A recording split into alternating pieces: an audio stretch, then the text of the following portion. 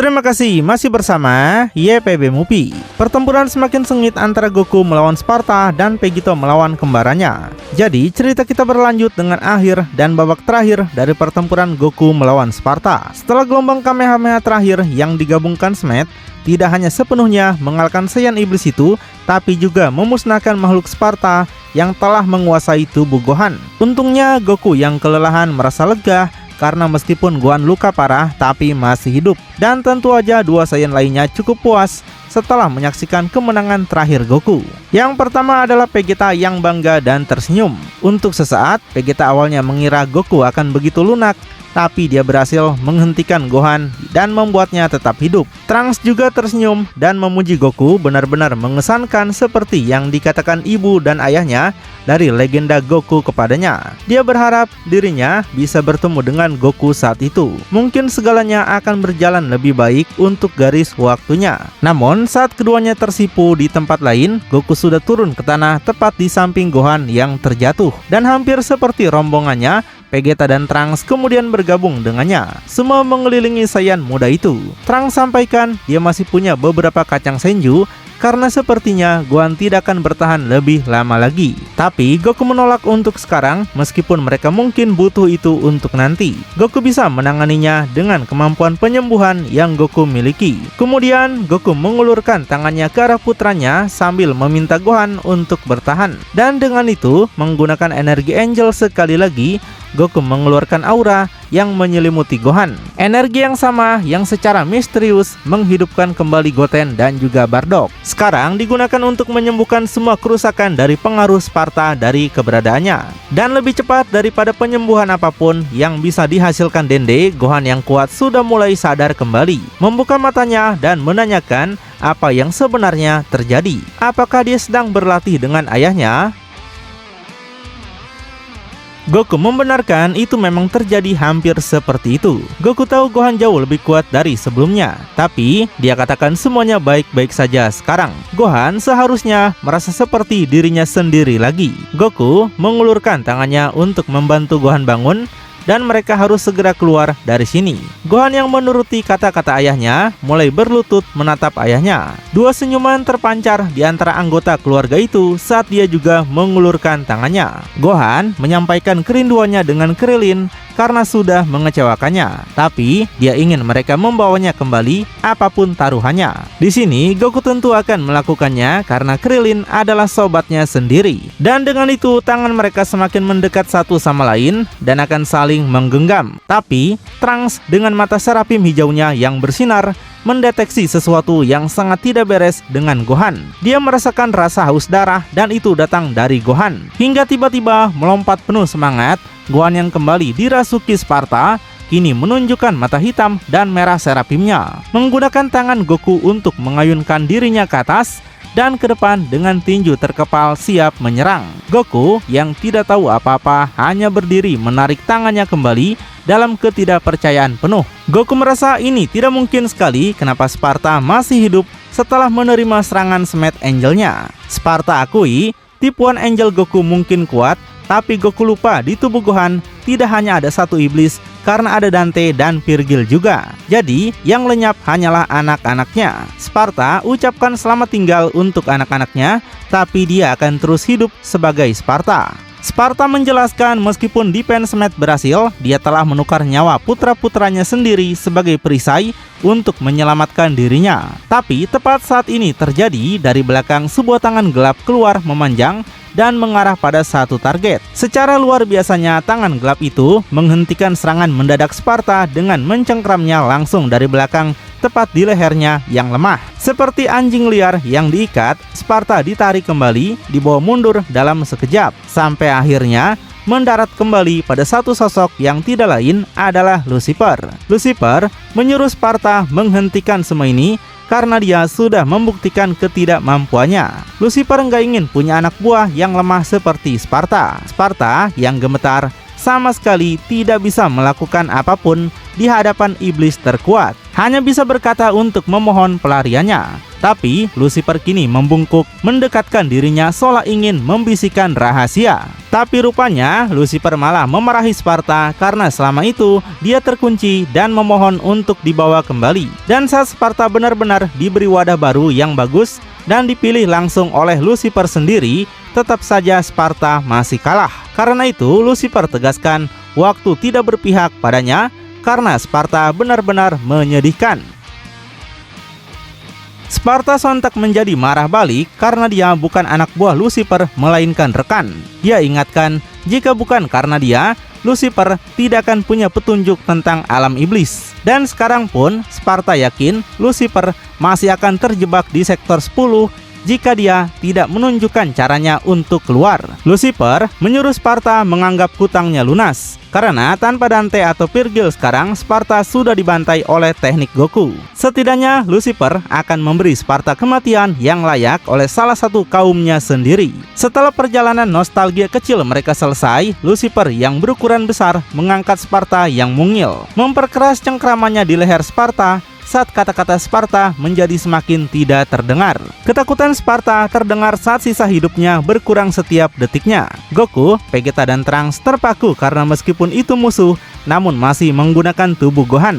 Jika Sparta dicabut nyawanya, maka Gohan juga akan ikut mati. Tapi sebagai makhluk yang menepati janjinya dengan satu jepitan mudah, leher Sparta patah dan bersamanya Gohan dan Sparta hilang dari dunia ini. Matanya seketika menjadi kosong dan tidak ada suara lagi yang terdengar dari Saiyan itu. Sekarang Gohan mungkin sudah bergabung dengan temannya Krillin, atau bahkan mungkin mereka tidak pernah saling bertemu. Dengan gambaran wajah tak bernyawa itu, meskipun jiwanya sudah pergi, Goku, Vegeta, dan Trunks bereaksi dalam ketidakpercayaan. Tangan Archangel itu terulur lagi seperti saat menyembuhkan Gohan tadi, tapi sekarang terulur dalam upaya sia-sia untuk membatalkan apa yang sudah terjadi. Dan sebagai tanggapan, seketika dalam kemarahan, dengan hanya satu musuh tersisa di medan perang dan tidak perlu menghemat energi mereka, Vegeta dan God Killer Trunks seketika bertransformasi ke bentuk terkuat mereka. Vegeta memasuki kembali transformasi iblis parsialnya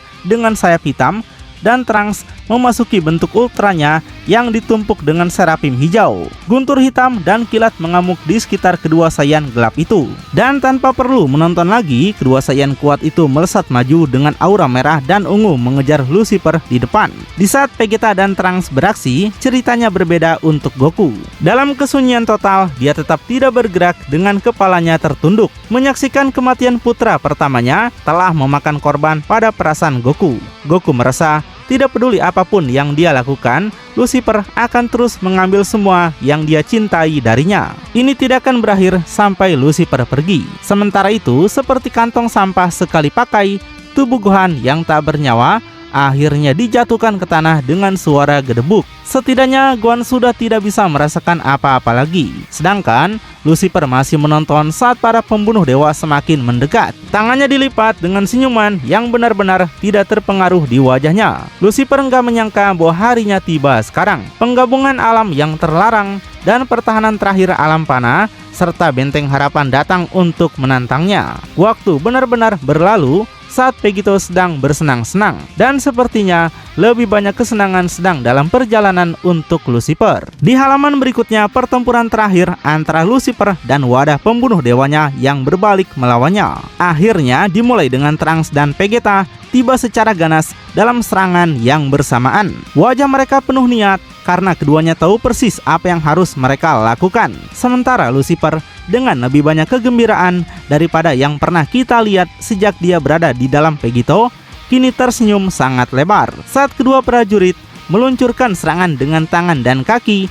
Meskipun perawakannya besar, kecepatan sang Omni King benar-benar luar biasa, dan pandangan kedepannya berada di tingkat jauh di atas, melihat setiap serangan bermil-mil sebelumnya. Dia menghindar dan menangkis keduanya pada saat yang sama tanpa peduli, sambil meninggalkan bayangan di belakang. Bahkan di tengah pertempuran dia sempat berkata sudah lama sekali sejak terakhir kali dirinya harus bertarung. Lucifer menghargai pemanasan ini, tapi dia penasaran apakah mereka tidak bisa lebih cepat sedikit. Bersenang-senang bergerak di antara keduanya seolah-olah mereka tidak ada di sana. Lucifer membuat keduanya tampak bukan apa-apa. Meskipun semua keterampilan dan kekuatan mereka yang didapat melalui dekade kesulitan dan pertumpahan darah yang tidak sebentar, tapi tidak menyerah begitu saja, dua ayah dan anak itu kemudian berbalik dan menjulurkan tangan mereka untuk mengisi daya laser energi masing-masing. Seketika dalam hitungan detik, mereka melepaskan ledakan listrik guntur hitam gabungan yang mencapai Lucifer dalam sekejap, bahkan menarik perhatian Lucifer saat dia berbalik, tapi hampir tanpa tanda ketakutan. Hasilnya adalah ledakan di udara yang sangat besar, sehingga bahkan Bardock dan Goten yang jauh dari bahaya bisa melihat massa dan tingkatannya. Goten penasaran apakah Bardock yakin bahwa mereka tidak harus membantu, meninggalkan Goten untuk terus bertanya-tanya tentang apa yang harus dia lakukan. Bardock dengan mata terbelalak menegaskan bahwa mereka akan dibantai bahkan sebelum mereka tahu apa yang menyerang mereka. Orang-orang ini berada di tingkat yang sama sekali berbeda. Jadi Bardock menyuruh Goten untuk tetap diam. Tapi dengan air mata yang sekarang menetes, tangisan Goten akhirnya pecah. Goten ingat Bardock menyuruhnya untuk menyerahkan semuanya pada ayahnya, tapi Gohan sekarang sudah mati. Jika saja mereka melakukan sesuatu, mungkin Gohan masih ada di sini. Tapi Bardock memberitahu bahwa itu tidak akan membuat perbedaan karena mereka hanya akan berakhir mati juga. Mereka baru saja mati beberapa jam yang lalu. Dan jangan lupa, siapa yang membawa mereka kembali tidak lain adalah ayahnya. Karena itu Bardock yakin pertempuran belum berakhir. Gohan bisa dibawa kembali, tapi mereka harus mengalahkan Lucifer dulu. Karena itu Goten berharap pada ayahnya untuk membawa Gohan kembali. Dan dengan itu satu air mata polos yang berharga jatuh dengan harapan yang besar. Di sisi lain, seperti mendengar harapan anaknya, Goku sudah memutuskan untuk tidak menahan diri lagi. Sekarang dia tahu dirinya tidak punya apa-apa lagi untuk ditahan. Goku akhirnya menunjukkan wajahnya lebih serius dari sebelumnya dan tatapannya tertuju kuat pada Lucifer di kejauhan. Aura aneh menyelimuti Archangel itu saat sekarang tanpa gangguan lagi. Goku siap untuk memperbaiki kesalahan pertemuan terakhir di musim 1. Goku menyadari Lucifer adalah alasan semuanya kacau di sini. Lucifer meracuni pikiran Vegito dan merencanakan semuanya untuk kembali. Lucifer juga mengambil teman-teman dan keluarganya. Bahkan sekarang Lucifer berencana mengambil segalanya bukan hanya untuk Goku, tapi setiap makhluk hidup yang ada. Goku berpikir dia selalu harus menyelamatkan semua orang, tapi kali ini tidak pernah sepenting ini. Bahkan jika Goku harus menghilang selamanya, dia akan membawa Lucifer bersamanya. Dan dengan ucapan itu, dengan ledakan kecepatan di tingkat yang tinggi, Goku sendiri berubah menjadi energi putih. Cahaya Angel yang menjulang ini meluncur melintasi medan perang dan langsung menuju pertempuran yang sedang berlangsung di langit. Kembali dengan Lucifer, dia terus menikmati usaha Vegeta dan Trunks untuk membunuhnya, menangkis dan melihat semua yang dilakukan kedua Saiyan itu. Dia berkomentar sepanjang waktu untuk mematahkan semangat mereka. Lucifer merasa Vegeta memalukan, begitu juga dengan Trunks yang meskipun dia tidak tahu siapa pria gondrong ini. Lucifer menyuruh mereka untuk segera melupakan semua ini dan menyerah saja pada kekalahan.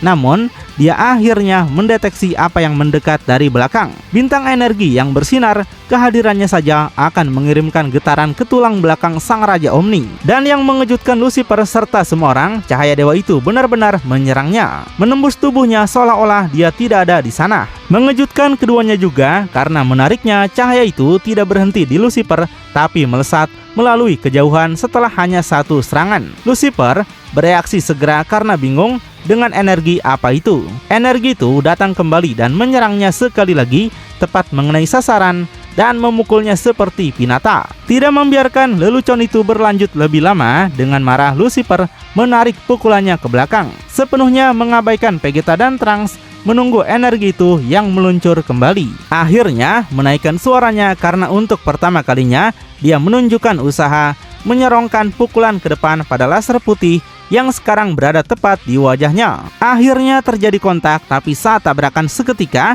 cahaya itu meluas dan menerangi semua yang ada di dalamnya. Goku mengejutkan ketiga orang itu saat masing-masing terjebak dalam cahaya yang menyilaukan, membuat layar dan pandangan mereka benar-benar kosong. Saat cahaya memudar, berdiri dengan tidak menyenangkan dengan tangan dilipat, Goku muncul dan tidak hanya di mana saja, tapi berdiri tepat di atas tangan Lucifer. Goku mengejek makhluk terkuat yang disebut sebagai Raja Omni. Goku berharap Lucifer menikmati pertunjukannya karena Lucifer sangat mirip Zeno dalam hal ini. Tapi jika dulu Goku tidak tahu apakah dia bisa menyentuh Zeno, maka Goku akan membuat Lucifer membayar semuanya. Dalam beberapa hal, mereka bertanggung jawab atas keberadaan Lucifer di alam ini. Tapi Lucifer juga bertanggung jawab atas betapa kuatnya mereka sekarang. Jadi Goku bertekad setelah Lucifer dikalahkan, tidak akan pernah ada ancaman yang lebih besar dan alam semestanya serta rumahnya akan aman selamanya. Karena itu Goku tegaskan bahwa Lucifer kalah dan mereka akan menang.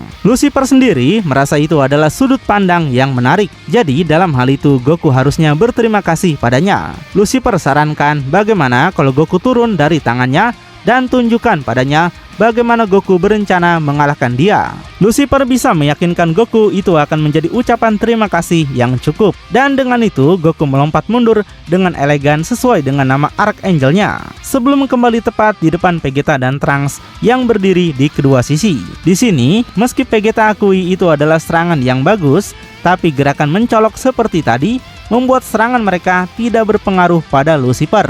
Karena Lucifer berbeda dengan Dai atau penjaga Zeno. Vegeta merasa mereka mungkin sudah kalah kelas di sini. Trunks sendiri membenarkan hal itu karena Lucifer di sini sama seperti Lucifer yang ada di garis waktunya. Tidak ada yang berhasil karena Lucifer bisa melihat semua serangan yang datang. Tapi Goku menyuruh mereka berdua untuk tetap tenang karena Lucifer tidak sedahsyat yang mereka kira. Alasan Lucifer bisa melihat segalanya adalah karena mata di seluruh tubuhnya itu semuanya bekerja sama melihat gerakan mereka. Dan alasan Goku bisa mengenainya adalah karena dia mengubah tubuhnya menjadi energi cahaya murni.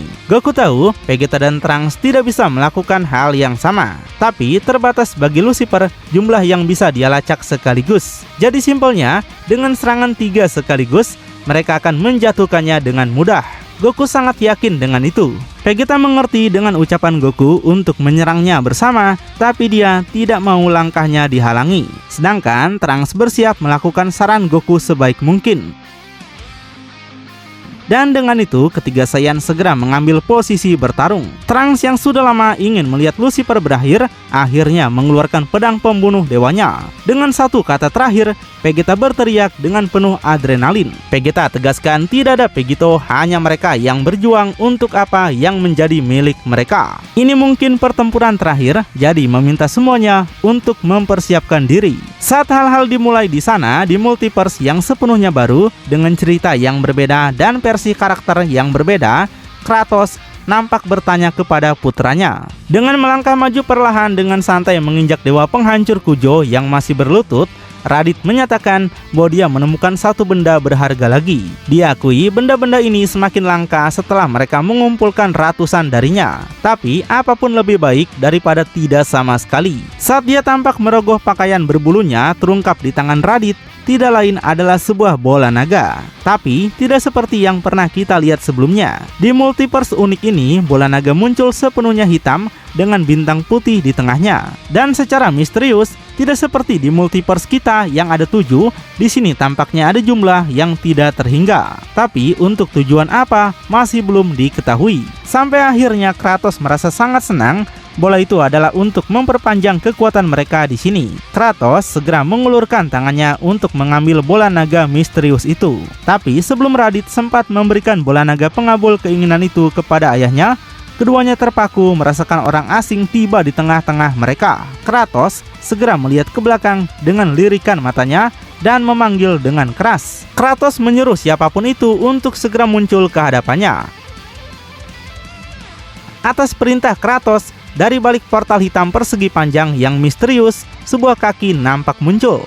Sampai tiba-tiba, sosok yang memasuki alam panah ini sebenarnya adalah dewa tua Poseidon. Dengan wajahnya tanpa emosi dan tangannya dilipat. Saat masuk, auranya terasa di seluruh kerajaan. Segera, para dewa di sekitar Kratos meledak dalam kemarahan dan keterkejutan. Tapi dengan tenang Raditz bertanya apakah ayahnya mengenal pria ini atau tidak. Bagaimanapun Raditz akan membunuhnya atas perintah ayahnya. Tapi di lantai, dewa penghancur Kujo yang berlutut sudah tahu siapa ini dan menyebut bahwa itu adalah salah satu dewa tua. Penyebutan ini akhirnya membuat mata sang raja terbuka lebar. Kata dewa memicu dalam dirinya mendidih seketika karena Kratos adalah God Killer yang asli. Kratos merasa sepertinya pekerjaannya tidak pernah selesai. Seketika Kratos menggunakan energi misteriusnya memanggil ke tangannya sebuah pedang legendaris. Tubuhnya membungkuk dan siap untuk bertempur. Berdasarkan insting, sepertinya Kratos telah menunggu hari untuk kembali bertempur selama beberapa waktu.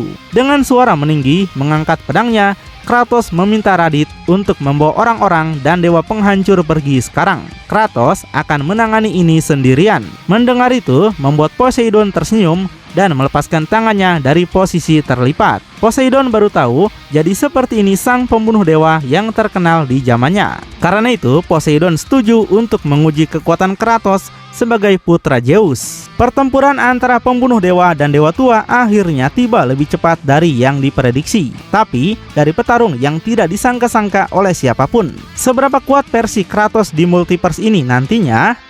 Apakah sama kuatnya dengan Kratos versi aslinya? Karena kita tahu multiverse ini adalah ciptaan Poseidon sendiri yang mungkin karena hobi bermain PS. Lalu bagaimanakah kelanjutannya? Makin penasaran? Tonton kelanjutannya di channel YPB Movie, channelnya anime bapak-bapak.